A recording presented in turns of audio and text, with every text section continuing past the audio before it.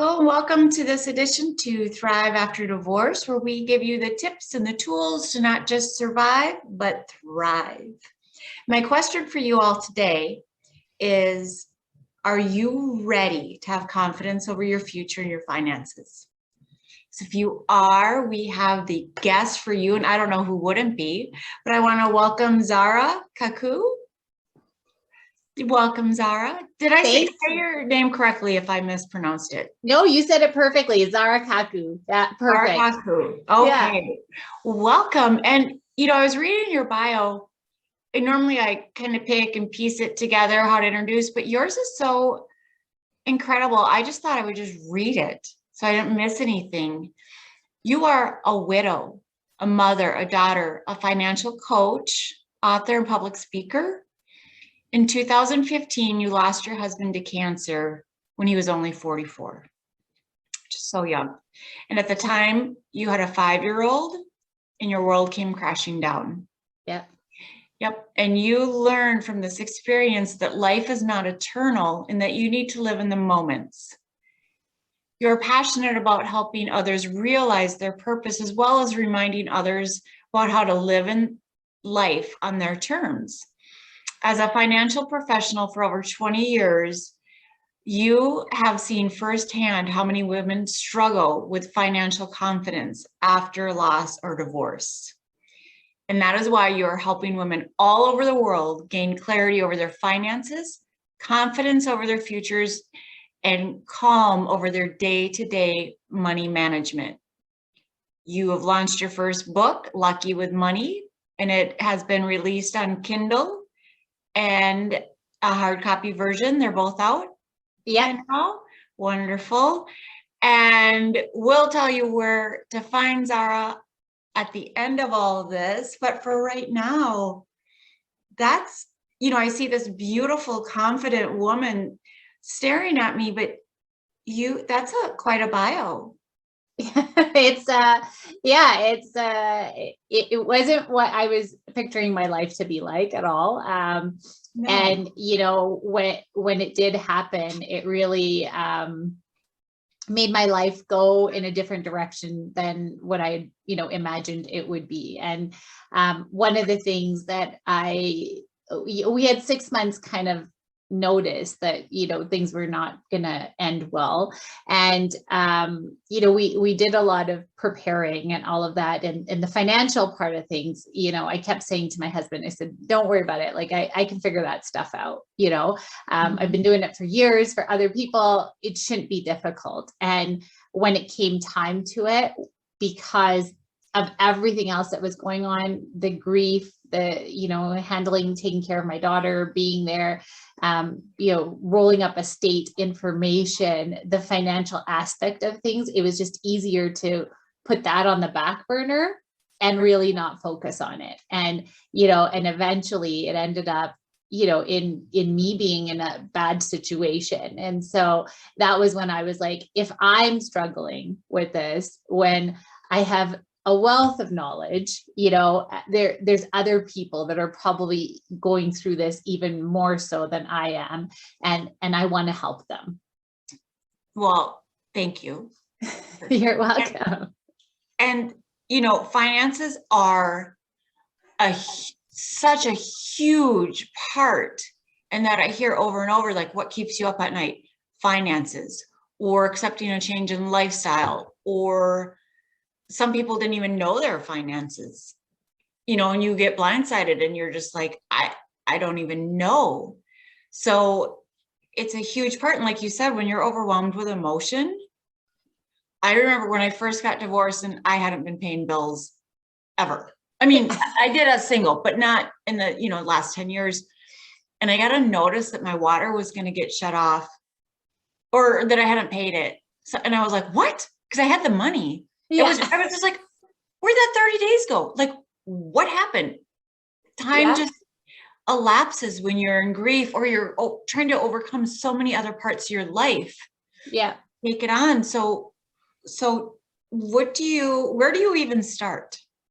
So I think the biggest thing is really looking at everything. So I hear from women time and time again that it's just easier to not open the mail, just leave the mail aside. Email included. Email included, right? All of those, communications from the bank, statements, whatever it is, it's just too much to deal with. And so if that's the situation you're in, then I would say start one at a time. Be like, okay, today I'm going to open one, and just really have the goal that I'm going to open one and maybe just look at it for 5 minutes, and then give yourself that break. And then work yourself up to being like, okay, I'm going to open 2 today, and really getting to that place where it's not so overwhelming. When we see a table full of, envelopes that are waiting to be opened, it gets so overwhelming, or an inbox with a bunch of emails that we haven't attended to. It gets really overwhelming. But if we set ourselves up with a goal that I'm only going to open one, I'm only going to look at it for 5 minutes, and that's it. And then tomorrow I'm going to up it, or in a couple of days, I'm going to up it. And so really that would be the best starting point. And then the next phase of that would be to really do a budget. And I know a lot of people don't like the word budget because it sounds restrictive, but it's actually freeing. A budget is something that will help you tell your money where it's supposed to go versus your money telling you where you're supposed to go. And so when you love that. Yeah, it's when you have that budget, you have a plan, and that this is what's going out, this is where everything is going, and this is what I have left over, and this is what I want to do with what's left over.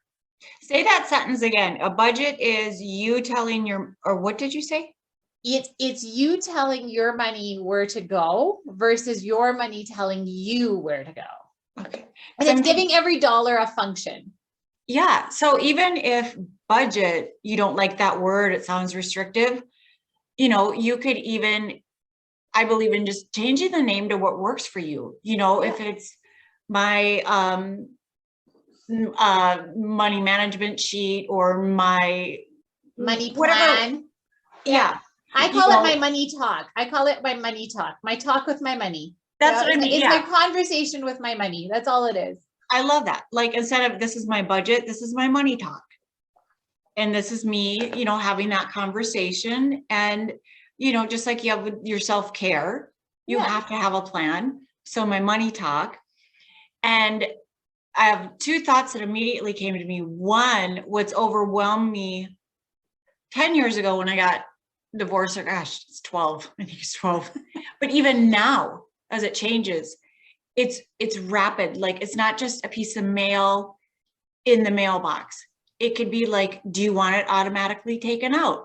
Do you want to go paperless and not get a paper statement? And for myself, and to be clear to everybody out there, I am not a financial planner or wizard. I need to make my own money talk real fast here. But I know I need a paper statement. Yeah. I know I don't like certain things automatically come out, but other things, I would rather have that control. Yeah. But do you think it's important to find out what works best for you, whether it's paperless, whether it's, because there's so many options now, how to pay, when to pay.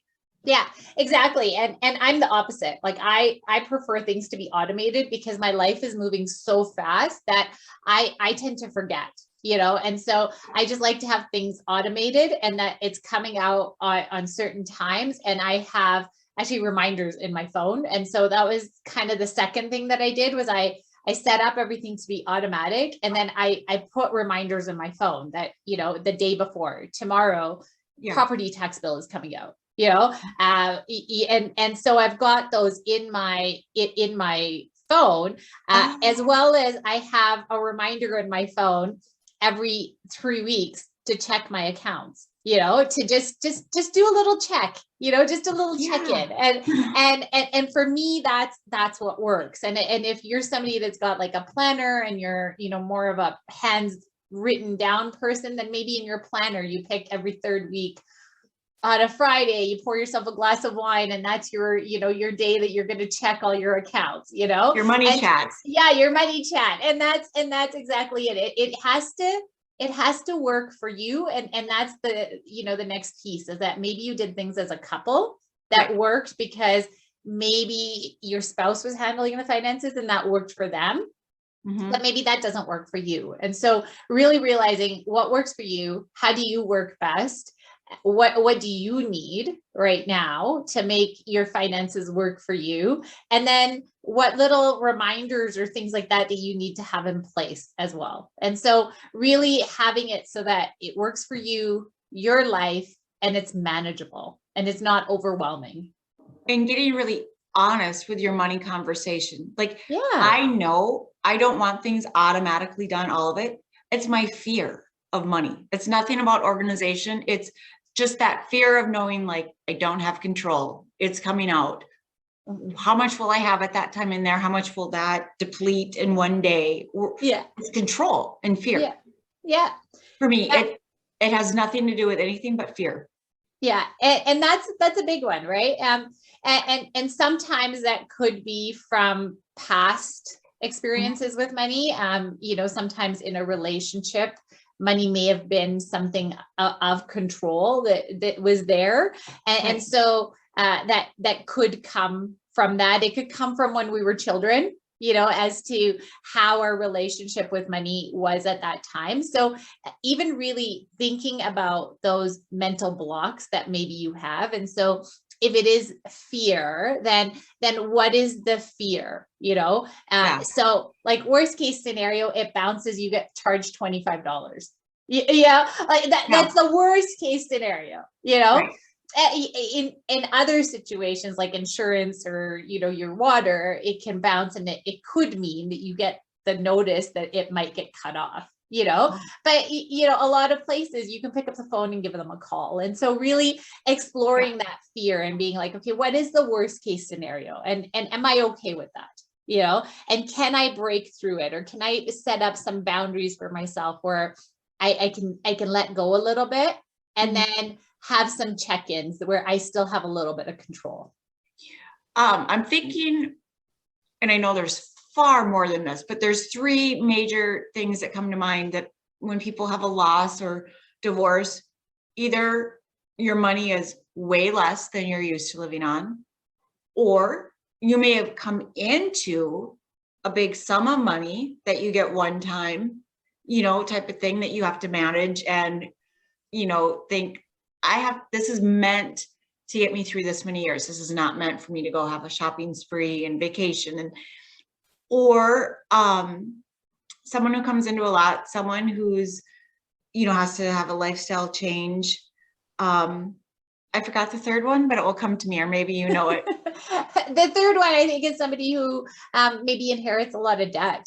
Like that sort of it, right? And they might not even know. They might not even know that much debt. And all of a sudden, because if you're not in control of the finances and someone's just telling you, we're good, da da da da, and divorce comes and you think you've had this lifestyle and then you see the reality. Yeah. It's shocking. It's very shocking. Yeah. Yeah. So yeah, what do you have? You go ahead. I was going to say on those like types of either from I don't have the money I thought I had, or I've been given this money and I need to get the mindset this is meant to last.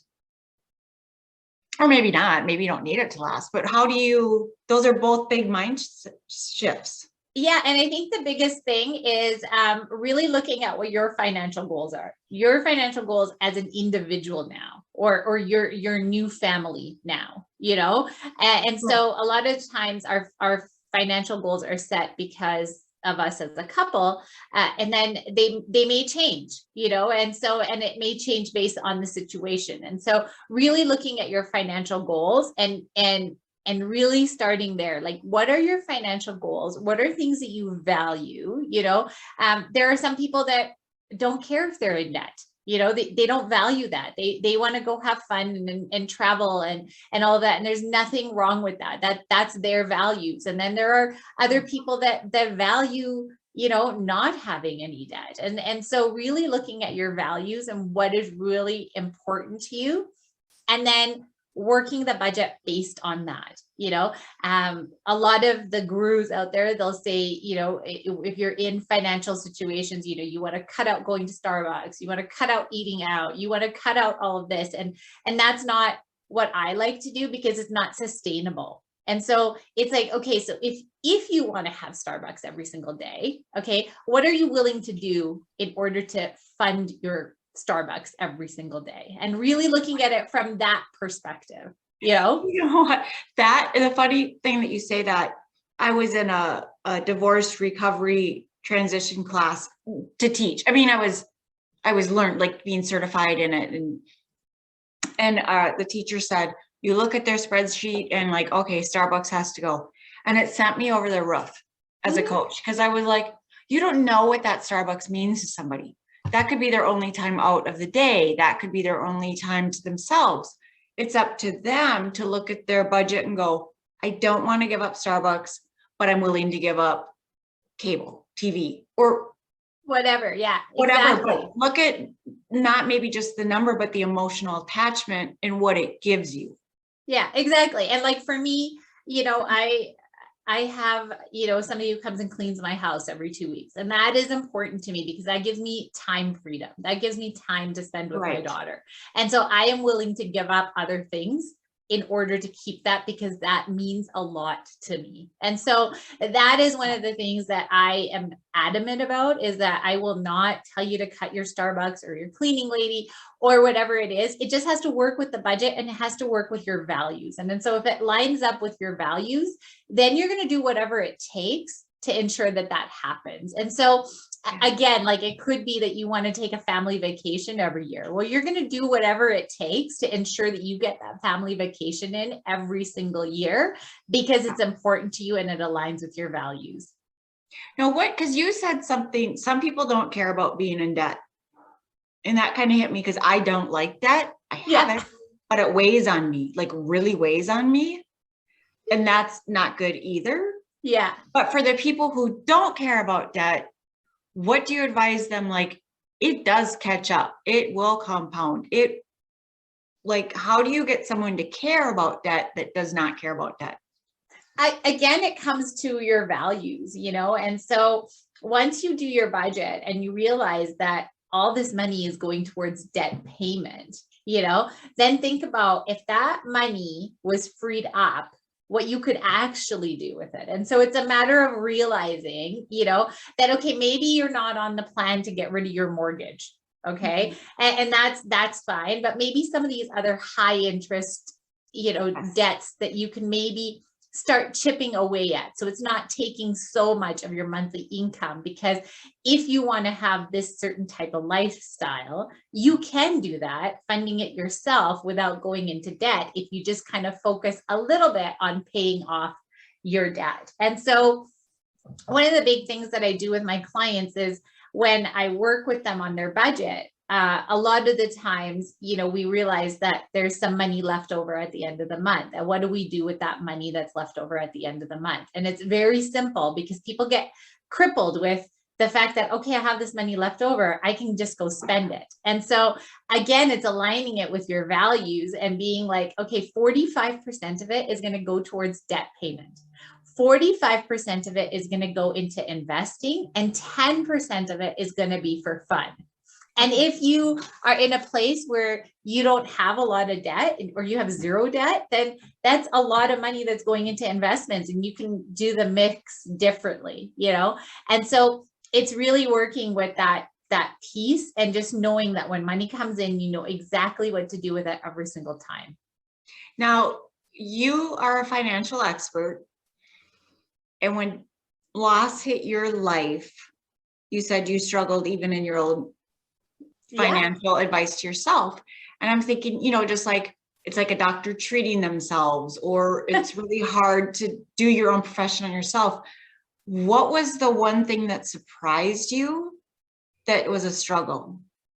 So the biggest thing for me was, I never tracked my expenses, as a married couple. You know, my husband did all of our finances and they never tracked it. And it sort of became this thing where I continued spending the way I always spent. And I realized that I couldn't do that the same way that I used to be able to do it. And so it became a place where I was face to face with the fact that I needed to decide paying my mortgage or paying my bills. And that was when it got really scary, because I'd never been in a situation like that in my whole entire life. And so I had to become really real with myself and look at my expenses and, you know, get honest with myself and look at the closet full of clothes that I had bought over the little bit, which was maybe a way of therapy, you know, was the retail therapy, and really get honest with myself and think about things and really start developing a budget, looking at what my values are, what's important to me, what do I want to be able to accomplish, you know, and then that's when I was able to start getting back on track again. And so really talking to myself and being sure about expenses and how I was spending my money. And so probably the first time I'd ever done a budget for myself was when I was 38, you know, so and it was tough. It was really tough. Like there was days where I'd start the budget and I didn't want to complete it. And it was just a matter of going through, doing the budget and getting really real with it and realizing that, okay, do we really need to have cable when we've got Netflix, Prime, Disney, that we don't even watch cable? Do we really need it? And so, you know, maybe we can cut cable for a little bit. Or, you know, and really looking at things that way. And I really buckled down and focused on getting rid of, you know, some of the debt I had caused for myself and getting really real with that. And then being on track with my money conversations and the set it and forget it plan was not working for me. And so I needed to, I needed to realize that the set it and forget it was not working. The money crock pot. I'm just going to. Yeah. Money crock pot. I love it. What you just said, I think is a good idea too, that you just, when you said, just try it for a little bit. Yeah. Like a little bit. And then if you find like, I can't live without cable, well, then, you know, somehow I have to fit this in and maybe give something else up, but just think, I'll try it for a little bit. Yeah, exactly. And, you know, a lot of the times, what I'll do is I'll tell people, or even myself, you know, I'll implement a 24-hour rule. You know, if I'm buying something, put it in your cart and then wait 24 hours. And guaranteed you'll go to sleep and you'll wake up and you'll forget that you had this, you know, item in your cart from American Eagle. It doesn't matter. And all of a sudden you're like, oh, they'll send you the email that you've got stuff in your cart and you totally forgot that you had that stuff in your cart. And so really that implementing that 24 hours, because sometimes it is emotional based that we're doing the therapy and realizing that and just implementing that 24-hour rule. Let's wait 24 hours and let's see if I'm still thinking about it, okay, then maybe I'll get that piece. Yeah. I'm thinking, especially if you started your career 20 years ago or more. Yeah. And the changes in it, like how advertising comes at us always, all day long, every day. Here's a sale. You can't miss it. You have to have it. And how easy it's gotten to shop. Yeah. Like your credit card's lined up with Amazon. All you have to do is add it to cart, hit buy, ship. It's at your door and it can just spin. It's emotional. You don't have to think like, would you get in your car, drive to the store? How badly do you want it? It's really it's coming at us all the time. So do you have any things even like get off the email list so you're not tempted? Yeah. So one of the biggest ones is unsubscribe from whatever it is. Just, you know, it's so cleansing even to do that, you know, whether you have, you know, financial problems or not, just unsubscribing from a bunch of things and just decluttering your email inbox, you know, where it's just stuff that makes you feel good and is happy email that's probably coming your way. So, you know, unsubscribing from things. If you've got your credit card numbers recorded or saved anywhere, definitely take those off, remove them so that it's another, you know, hindrance from, you know, that checkout right away button, right? Oh, now you have to go find your credit card, get the number. If you're one of those people that has a credit card number memorized, then maybe it's calling your bank and saying that you've lost it and getting a new credit card, because then you'll get a new credit card number, Yeah. And so that's another, tip of how to get over that. And then the other thing, honestly, I've actually locked up. You can lock your credit cards on on a lot of the apps. You can put a lock on it and just like slide it over and put it in lock. But I've also actually taken my credit cards out of my wallet and put them in, like a freezer bag, and put them in my freezer, because then it's like, it's actually locked away. It's actually, and you're actually telling yourself, the universe, whatever you want to say, this is just frozen, like it's on freeze. Yeah. It's not that it's gone forever, but we're just putting it on freeze. I love that. Yeah. That's a great exercise. And it is a great exercise, because I don't know if you've ever had any weight loss things, but a lot of the times one of the weight loss things is that they tell you that when you're opening the fridge, to tell yourself no, like just say the word no out loud. And so the same thing, the act of putting your credit cards in the freezer is actually telling yourself that they're on freeze. They're not gone away, they're still there. You may have to thaw it for half an hour or 45 minutes to get access to it, but it's still there for you. But it's that act of, you know what, I don't need to rely on you anymore. I'm putting you away. I have never heard anyone say I keep my credit cards in the freezer ever. I love that. Now, one of the things you say is start saving money and investing in yourself. Yeah. Tell me about the investing in yourself. Yeah, that's the biggest thing. I think a lot of women, especially when they've gone through loss or divorce or anything like that, and they come into a lot of money, or they're restarting their life, they're fearful of doing anything that is, investing. They may save, but they won't do the investing because they're scared. They're fearful of losing money, because maybe the trauma from the breakup or anything like that is still there. And so really, I always say is start small, start small with a little bit. $50 a month if you can do it, but really invest, because you can't save your way to wealth. There's no way that putting, if you put $5,000 in a savings account and it's there for 5 years, you can have $5,005 after 5 years. But if you take $5,000 and you invest it into the market, you can end up with $9,000. And that's just like rough calculations, but it's a much better way for you to get to build wealth. And so again, it's a fear thing. It is a lot of times women are scared. They just don't know. They don't have a lot of information.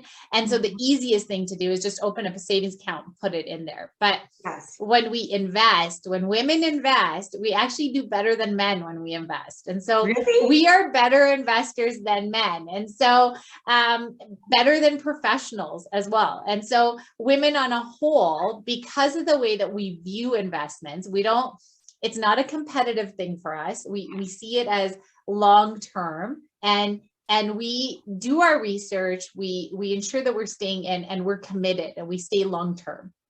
And so that is where we end up beating men a lot of the times when we do invest. It has to, I don't think I've personally invested. I've done a lot of investing into myself, courses, classes, school, retreat, whatever, self-investment. But I would think it would be very empowering to actually be like, I invested in that. I made an investment.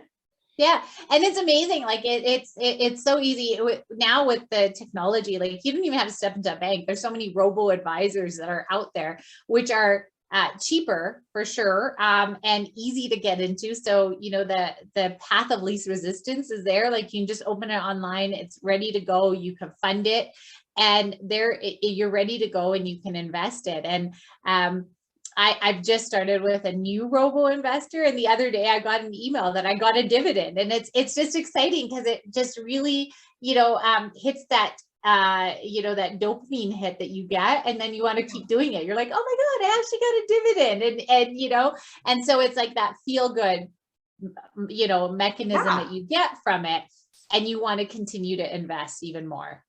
Okay, so my question now, thinking of myself, what would you say is a better play, to start investing, or if you're carrying some debt that has interest, which is my biggest, I'm just like trying to get that down. That interest is a huge hurdle. Yeah. Like every step forward you take, that interest pulls you back. So would you say first pay your debt off that has interest before you invest? Or so it doesn't have to be and. It doesn't have to be either or. It can be and. And so that is where the differentiating of different gurus out there will say, pay off all your debt first. Well, what that does is that holds the people that are in debt out of the market, and that really suppresses them even more. And so what I say is do both. And so that 45, 45, 10 is like you're paying your regular monthly payments, but you're putting anything extra, 45% of it is going to go onto one debt, and you're going to start really focusing on clearing one debt with that 45%. And 45% of that extra money is going to go into investing. And then 10% of it is going to be for fun. And so you can do both. And that's where a lot of the others out there will say you have to pay off your debt first. And that's not the case, because you're staying out of the market even longer and time is going by. And then all of a sudden you're like, I don't have any wealth accumulated. And so you can do both, accumulate wealth while you're paying off debt. Okay. And then for someone that would come to you and say, I don't have a lot of money, I don't have the money to invest, what's the minimum you would say to get started? $50 a month, honestly, is all you really need to get started. Yeah. But I would backtrack. And so what it would be is like, we would look at your budget, because again, it's that looking at your budget, taking a clear look at your budget and seeing, do you actually not have enough money at the end of the month? Or is there something that maybe we can look at? And then getting to a place where we have some money left over at the end of the month, and we can do the 45, 45, 10. And that way it gets so simple for you every single month. It's just set up automatically for you to do that. And then you're clearing off debt. And as you're clearing off debt, more money becomes available. And even so, like at $50 a month, that is a case where you could use something like a Starbucks that's in your day-to-day life that you're not even budgeting in. Yeah. You just think it's nothing, it's not even worth budgeting, but it adds up. Yeah. So if you were willing to say, I am going to give up my iced teas at McDonald's, which are just $1, but that dollar adds up, because I want to try to invest. You could start with $50 a month. You could definitely start with $50 a month. Wow. Because that's fun. That's not scary. That's not scary, because it's fun. Yeah. And the other piece is, maybe there's some things, that you can look at around your house and declutter a little bit and get rid of some items and maybe sell it. Yeah. And now you have a larger amount that you can put in as a one lump sum, starting, investment into something. And so, that's a great way to do it too, is seeing what you can sell in your house to get some extra money. I love that, because I'm a big believer in items carry energy, or it's just time to clear out, get new sheets, get new comforter, get yours. But to do it with the intention of, I'm going to just sell all the stuff to get rid of it because I want a fresh start, but adding, I'm going to take whatever money I get and I'm going to start investing. Yeah. It adds to that new fresh start, right? I'm getting rid of that energy that was there, and the new me wants to take that energy and put it into investing. Okay. And then you say, don't dwell on the past, focus on the future, which is, a common thought or statement that people say, but in your case, like, that's a big, when someone suffered a loss. Yeah. And to have that be your motto. Yeah.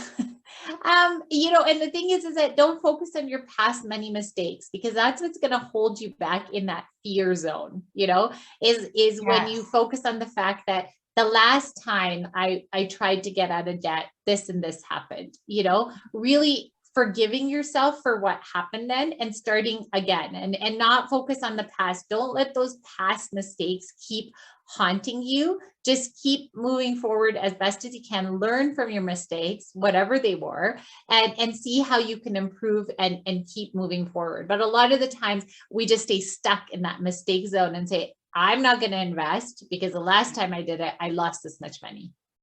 And I'm thinking, say there was a woman, a client that came to us as a team. Mm-hmm. I would say as a coach, this is not about money. Whatever, they were telling me, whatever, I'd be like, this is not about money. This fear or this anger or whatever it is, it's not about the money. We need to get to what's really driving this. However, I think you should go work with Zahra to really know what it is about the money, how to work with the money and manage your money. Because when it comes to money, it's very emotional. It is. Yeah, and it's very fact-based, like numbers are facts. Yeah. So money really hits a big emotional button and a big reality button. Yeah. And the thing is that money is neutral. It's not good or bad. It's the people that use the money that amplify it and change the way that it is. And so if you grew up, being told that money doesn't grow on trees, or people with money are greedy, or, any of those things, those are shaping. It's been a weapon against Or it's been a weapon against you. Yeah. It's shaping your thoughts on it. So really dealing with whatever it is those money memories that you've had, and realizing that we're not born thinking that money is good or bad. We learn these things as we grow, and really breaking through those. Yes. And then I'm looking, it says, reach out to others who have gone through a similar experience for support. But I think that's tricky because you want to reach out to others who have gone through similar, but turned it around. Well, and I think both sides of it, you can learn from people who may not have turned it around. And I've talked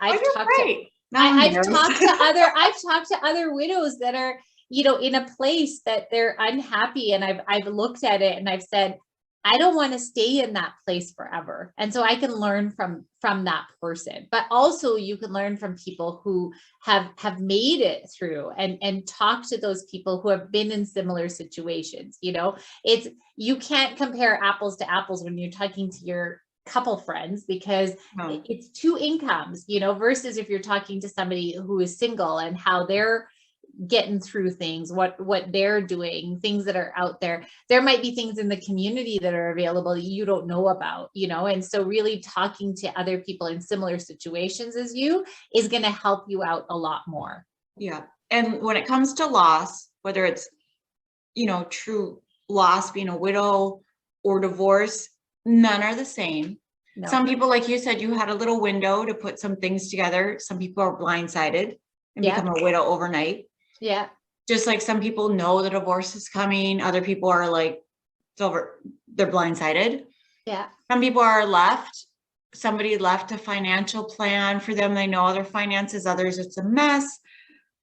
But money is a big, big factor. We've established that. And I'm just curious, what do you cover in your book? Tell us about your book. So my book is basically my money story of how I was raised. And my whole life, I was told that my parents were immigrants and they had come to Canada and they didn't have a whole lot. And I was child number 3. And the minute I was born, their life sort of started to change. So I was the only one of my siblings that actually got to wear new clothes. I wore new clothes. Like my mom went shopping to actually buy new clothes because their wealth changed. And so my whole story was always that I brought the money into the world. And what a beautiful story. It is. And that shaped my relationship with money. And so really it's talking about the fact that how my money story has helped me overcome things in my life, because I've never really been told, that about scarcity, and I've been actually told about abundance, whereas others have been told about scarcity. And so it really affects your relationship with money. So the book is about that. It talks more about my story with my husband and after he passed, and how I handled my situations and investments and built wealth and all of that as well. But the core part of it is my money story. So since you said it changed with you and you're the youngest of three, do you see a difference with you and your siblings then with their relationship with money? Yes. Yeah.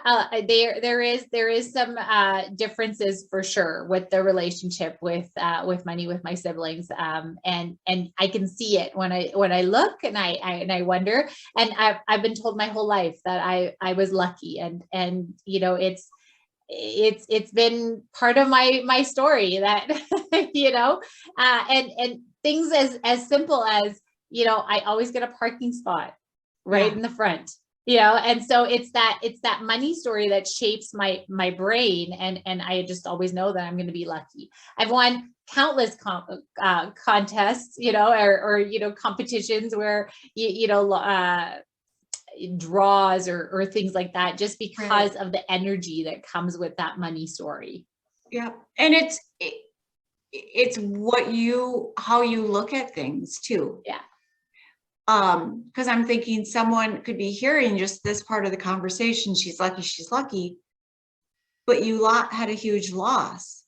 Now you could see it as a loss, and I'm not asking and I don't know, or you could see it as, I was very lucky to have this person for when I did. Exactly. You know, someone could see it as, I was unlucky, I lost, or I was lucky to have loved. Yeah. And so that all comes to a mindset, and that's what you did. Look what you did with your loss. You've turned it into this incredible gift. Well, thank you. You're welcome. And there's just finances to try to cover it all in 1 hour. We couldn't, or conversation, but tell us where people could find you. I mean, we will have all your information in the show notes, but tell us like where you are, your book. Yeah, so you can find me on Instagram, Zahra Khakoo on Instagram. I'm on Facebook as well as Zahra Khakoo on Facebook. I have a Facebook group as well, which is called Financial Femmes. And that's just a great place where you can come hang out with me. I give a lot of free trainings in there, and great information and resources in there as well. Mm-hmm. And my book is on all of those avenues as well. Yeah, I was just thinking one thing we didn't cover that I think too a lot that comes into play with money is pride. Yes. And knowing that difference of when we have to put pride aside and be smart. Exactly. And that's a big one, because if you had a different social lifestyle at some point, and then trying to maybe peel back on that social lifestyle because of some changes that you're making. And it's just a matter of, you know, we put a lot of shame when it comes to those things. When we say, I can't afford to go out, you know, we feel shameful for saying that. But I think as friends, we should be able to understand that. And so maybe it's talking to your friends and saying, you know, instead of going out today, can we do like something where we stay in, you know, and maybe it's a little bit more affordable in that sense. Or if there's been always a weekly thing, to maybe change it to once a month. Well, maybe I can only come once a month, and being okay with that's all right. And your friends should accept that is the situation that you're in, and support you in that.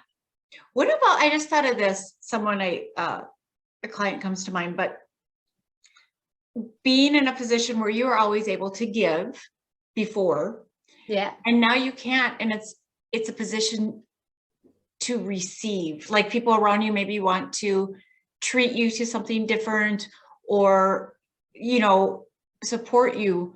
What do you say to people that have that wall up because of the pride, the mindset?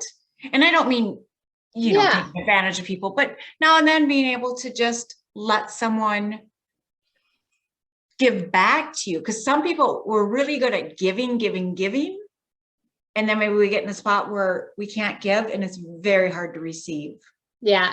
And I was that person. I was somebody who always, you know, did so much. And I felt like I felt like I was weaker when I was asking for help, and that's not the case. And so really being able to know your boundaries and know when to say no and know when to say yes on the other hand. And so maybe it's somebody who's offering to bring you food, but you don't need food, but you can change it to say, you know, at least I don't need food today, but could you maybe come over and watch my child for 2 hours? You know, I just really need to go get my hair done.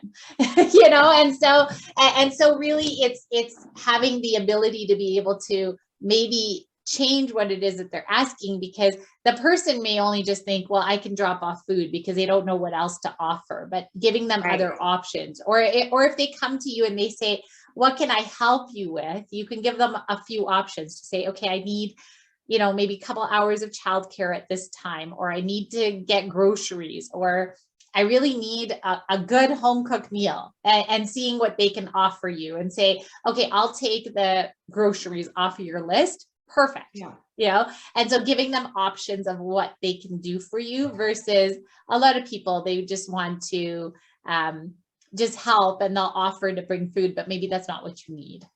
Right. Now, I have to ask, just as a woman, that I'm thinking most coaches that are emotional or things I would know, like, okay, I want to get help on this. So I know I would set an appointment up with her, this person, because I'm going for this topic. But finances are so big. Who would you say listening is your ideal client? Like, if I came to work with you, like, who, you know, someone could be thinking, does she just work with people in a lot of debt, or they're just trying to invest, or who? Tell me your ideal client who's coming to you and where you're going to start with them. So it is, there is a mixed bag of Right. what it That's is. why for Yeah. finances, people might think, I'm not looking to invest, or I don't, who really, because I know more people need your services, but they don't know it. Yeah. And so one of the things that I can offer is I have a foundational program where I work with women who just want to know about their finances. It's something that they've never done. They've never budgeted in their lives. They've never done anything with money in their whole entire lives. So it's really that foundational piece where we work through money mindset, money blocks, and then we'll go into like budgeting and paying off debt. And then we'll talk about investing. So that's kind of like the foundational program. But also with women who just want like one piece of the pie as well, which is, you know, I just want to pay off debt. You know, I can work with them one-on-one for that, as well as women that want to learn to invest. You know, they're in that place where they're like, I want to really invest. And I have a mastermind program where I work with you for 1 year, and we work through and go through, you know, investing and basically investing 101. But at the end of it, you've got a nice portfolio where you've invested in, and you've been able to see some gains and get over that fear with the help of somebody. And you're in this mastermind program for that. So wow. Different levels, kind of depending on where you are, as well as I can customize programs as well. So and I'm sure if people go to your website, it'll explain so much of it. Yeah. And what I'm leaving this talk thinking is, usually when we go through a loss, divorce, a death, or something, we're so focused on the emotional part. But I've never studied finances. Yeah. Like for me, I think of, I know what my mom did. I know how our family did it. I know how my ex-husband did it.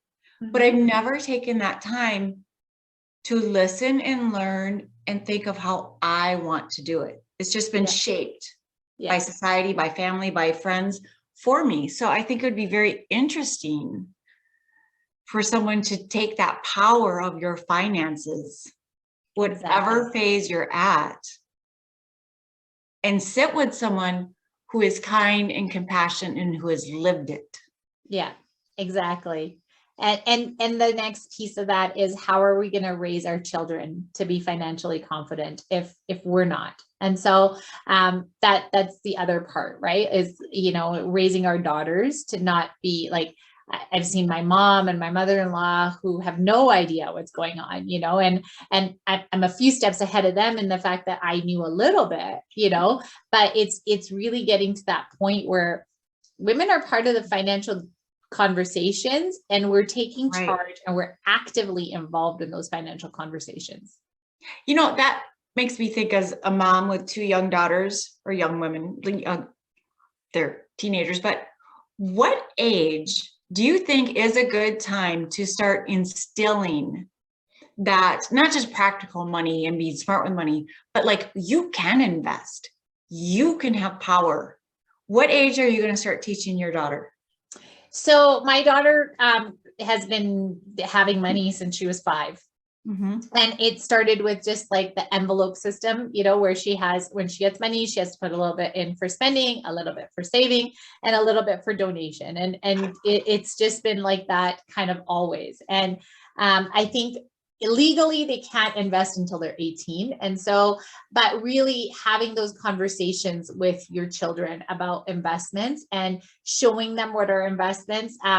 I met a little 12-year-old girl at a hockey tournament, and she had money and she wanted to invest, and her parents talked to her about investments. And then she said, no, actually, I want to start my own business. And so she started a business as well with that money. So really having those open conversations with our children and letting them come to us and ask us those questions, and talking to them about it, and showing them what you're doing with your investments, maybe getting them to be a part of it, maybe if you're buying a new, or you're putting new money in, get them to do it, and be like, and supervise as they do it. And it can really be fun for them to see how that works. And then, knowing children, if they've bought an investment with you, or they've watched it, they'll probably ask you, how's that investment doing? Or, and so it's a great way to have that conversation and to show them what's going on. I truly believe in showing and sharing, yes, as well as, when you're having those budget